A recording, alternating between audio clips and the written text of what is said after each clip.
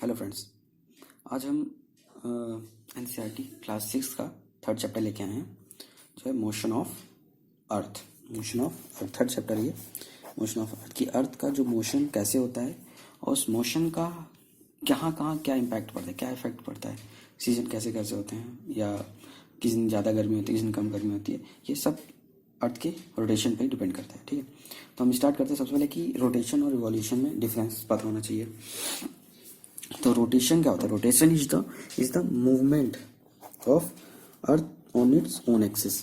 ठीक है, earth rotation is the movement of earth on its own axis. ठीक है, तो याद रखिएगा, रोटेशन मतलब अपने एक्सिस में मूव करना, और रिवॉल्यूशन मतलब जो एक फिक्स्ड पाथ, मतलब सन के अराउंड अर्थ करती है, तो किसी फिक्स्ड पाथ के अराउंड या ऑर्बिट के अराउंड मूव करना बोलता कहलाता है रिवॉल्यूशन। ठीक है, तो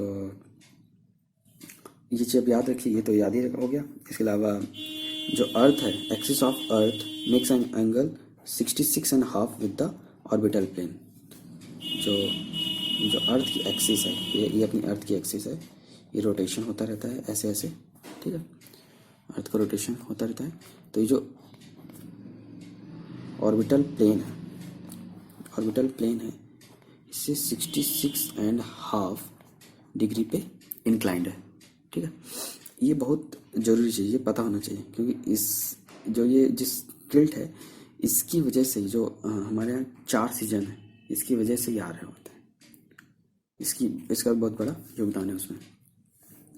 और इसमें एक टर्म और याद रखिएगा कि जो ये लाइन है, ये इसके ऐसे टिल्ट होने के बाद इसके सेंटर से जा रही है ये लाइन, इसको बोलते हैं centre of illumination. Centre of illumination, तो इसको क्या बोलते हैं? इसके बारे में लिख लीजिए। The circle that divide the day from night on the globe is called circle of illumination. कैसे करता है? जैसे ये हमारा सन है, ये सन है। ठीक है, इसकी लाइट आ रही है, ये अर्थ है, ये टिल्ट है, तो ये देखा है, तो ये सेंटर टू सेंटर तो ये है एक्चुअल, लेकिन ये टिल्ट है। तो ये पोर्शन हमारा इतना हाफ हो गया, इतना दूसरा हो गया, तो इस पे रोशनी पड़ रही है, तो इतने में डे होगा। जब ये घूम के यहाँ पे आएगा तो यहाँ नाइट हो जाएगी, यहाँ डे हो जाएगा।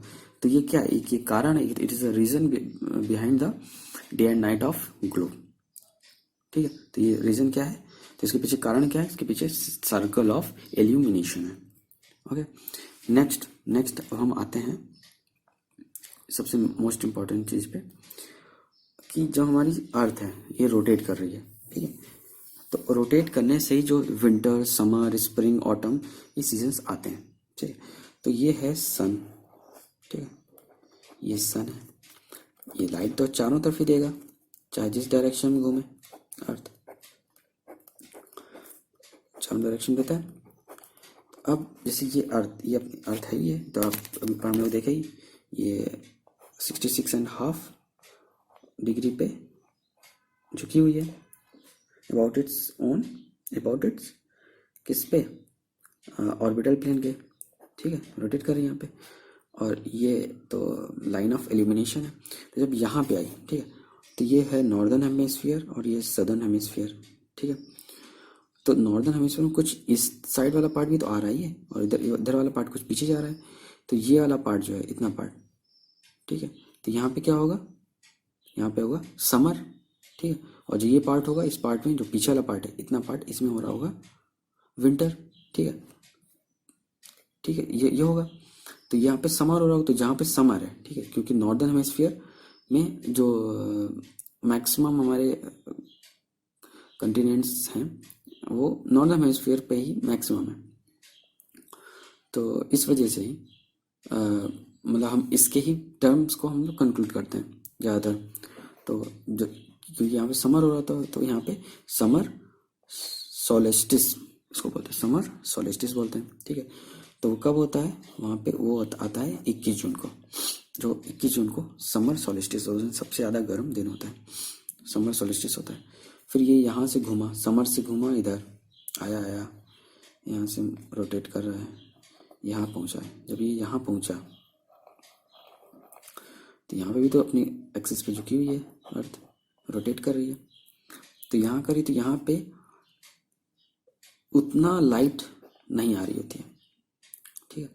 तो यहाँ पे इस वजह से जो ऊपर पोर्शन होता है वहाँ पे ऑटम सीजन हो रहा होता है, और जो नॉर्दर्न हेमिस्फीयर होता है वो वहाँ पे ऑटम होता है, या सदर्न हेमिस्फीयर पे स्प्रिंग होता है। तो ये याद रखिएगा कि जब सितंबर टाइम होता है तो उस समय जो नॉर्दर्न हेमिस्फीयर होता है वहाँ ऑटम, उस समय ऑटम हो रहा होता है, ठीक है। तो इसको तो उस समय जो ये टर्म होता है सितंबर के आसपास वाला समय, तो उसको उसमें जो 23 सितंबर वाला दिन होता है उस दिन को बोलते हैं हम लोग इक्विनॉक्स, इक्विनॉक्स बोलते हैं, ठीक है। फिर यहाँ से रोटेट करना चालू होता है, ये सब पूरा इलेप्टिकल पाथ में रोटेट कर रहा होता है, ठीक है। फिर यहाँ से रोटेट कर रहा होता है, यहाँ से रोटेट करता हुआ जाता है, करता हुआ जाता है, यहाँ पहुँचा, यहाँ रोटेट कर रहा है, नॉर्दर्न हेमिस्फीयर सदर्न हेमिस्फीयर, ठीक है। अब इस केस में जो यहाँ पे समर था वो यहाँ पे क्या हो गया, विंटर हो गया। तो जो यहाँ विंटर हो गया तो वहाँ विंटर क्या हो, विंटर सीजन हो गया। तो विंटर सीजन में मतलब जो 22 दिसंबर होता है तो क्या हो जाएगा, विंटर सोलिस्टिस, ठीक है। समर अदर पार्ट में समर होगा, लेकिन हम लोग मैक्सिमम नॉर्दर्न हेमिस्फीयर रहते हैं, इसलिए विंटर सीजन ले लिया गया, ठीक है। और उसे क्या हो गया, उसमें जो 22 दिसंबर है उसकी डेट को विंटर सोलिस्टिस बोल गया। फिर यहाँ से चला पहुँचा यहाँ पे भी अर्थ तो अपनी अर्थ एक्सिस पर टिल्ट है, यहाँ पे सेम वाली पोजीशन जो इधर वाली हुई, तो वहाँ पे क्या होगा, वहाँ पे इस जगह ऊपर वाली पोजीशन पे यहाँ पे स्प्रिंग होगा, यहाँ पे ऑटम होगा। तो ये होगा स्प्रिंग होगा, नॉर्दर्न हेमिस्फीयर में स्प्रिंग होगा, सदर्न हेमिस्फीयर में ऑटम होगा। तो और यहाँ पे 21 मार्च, जो 21 मार्च होता है उस दिन इक्विनॉक्स हो जाएगा। तो टोटली आपको 4 डेट जरूर याद रखनी है।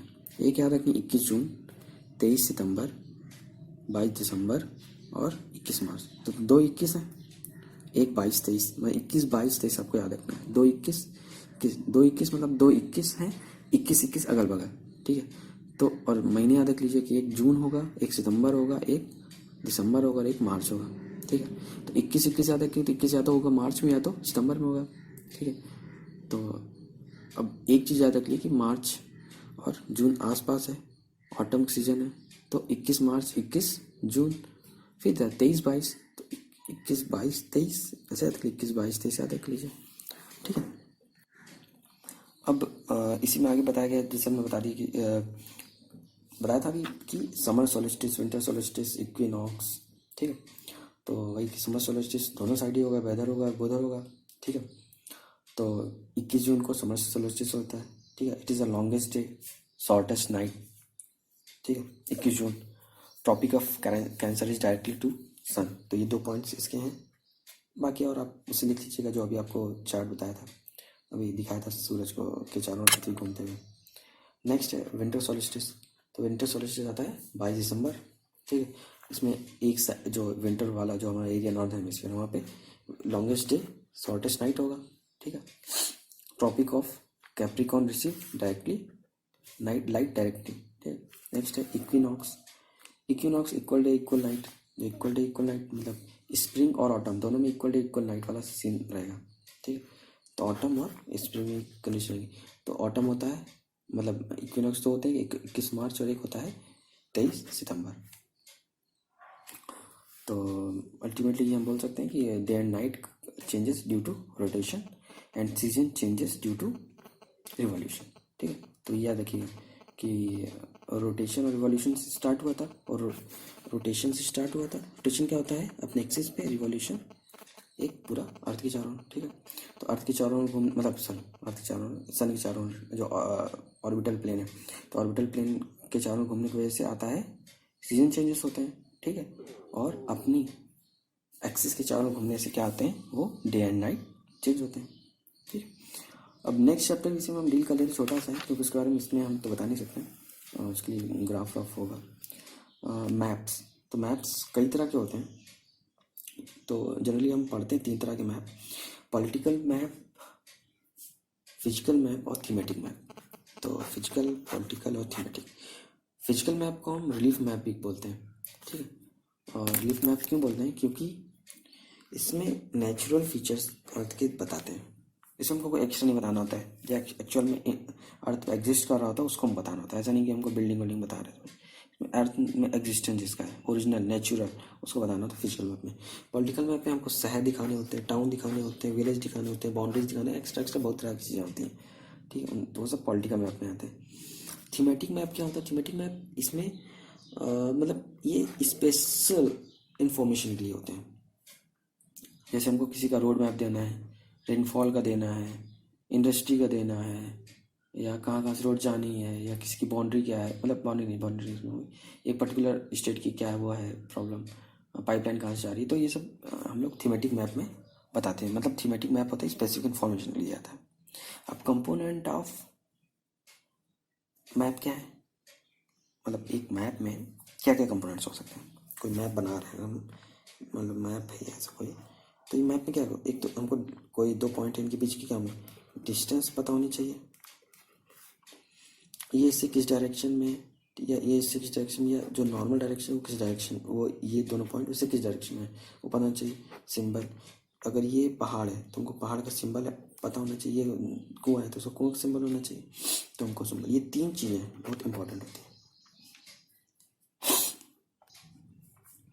अब नेक्स्ट चीज़ जरूर याद रखिएगा कि ये पॉइंट हमेशा पूछा आता है कि larger area to be shown on small scale map, ये आपसे कोई कभी कभी ओरली पूछ लेगा कि जो लार्जर एरिया है वो मैप पे कैसे शो करा जाता है, तो उसको हमेशा स्मॉल, मतलब लार्ज स्मॉल स्मॉल लार्ज, मतलब larger area to be shown on small scale map और small area to be shown on large scale map, ठीक है। अब जनरली हम लोग यूज़ करते हैं वाटर को ब्लू, ठीक है, माउंटेन को ब्राउन, प्लेटू को येलो, प्लेन्स को ग्रीन, तो ये जनरल हो गया आपका मैप तक का आपका 4 चैप्टर कंप्लीट हो गए, ठीक है। तो इसमें अगर कोई आपको डाउट हो तो आप प्लीज़ कमेंट में करिएगा, और अगर आपको लेक्चर पसंद आ रहा हो उसको भी आप कमेंट पे लिख सकते हैं। सो please like, subscribe, share, comment and press bell icon. Okay, thank you.